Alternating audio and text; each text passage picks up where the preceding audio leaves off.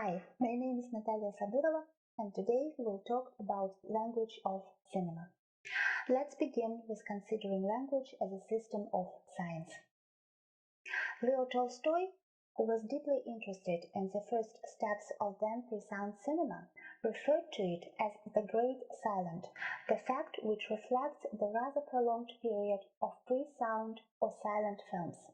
Think of films with Buster Keaton, Charlie Chaplin, or Vera Kholodная in Russia. Could one therefore state that cinematography found its language only with the arrival of sound? Here we need to consider that sound does not equal language. Throughout history, humankind has been passing on information in various ways. One is through sound. Think of bells tolling as a signal of danger, or the African tam-tam language, system based on regular drum beats. Other sources of information are based on visual conveying. For instance, traffic lights which coordinate passengers and vehicles in the streets. Finally, there are certain systems which are based on both forms. In semiotics, the study of signs, the notion of language corresponds to its regular everyday usage, in the meaning that English, Russian, Yakut are natural languages functioning within both sound and visual or graphic forms. We read books and texts of media and are able to obtain information without relying on the sounds, straight from the written texts.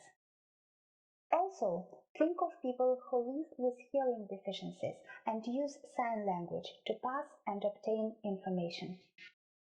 Could we therefore conclude that all types of cinema, both silent and sound, rely on their own language? Language is a structured communicative that is serving the passing of information sign system, hence its social function.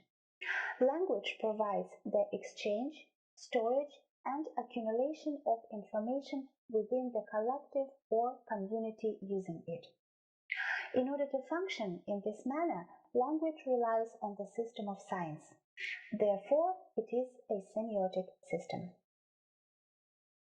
Sign is a material substitute of objects, phenomena, and concepts used in the process of information exchange in or by a collective. Word substitutes an object or concept. Money substitutes cost and labor. Map substitutes a location. Military ranks substitute titles. Since signs always substitute things, each of them implies a certain relation with the substituted object. The relation is the semantics of the sign. Language, however, is not simply a sum total of separate sounds. Both meaning and expression of each sign presents an organized system of structural relations. Apart from semantic regularities, language implies syntactic ones as well. Among them are rules of linking single signs into sequences and sentences within the norms of a given language. Under such general notion, our language embraces the whole spectrum of communicative systems functioning in human societies.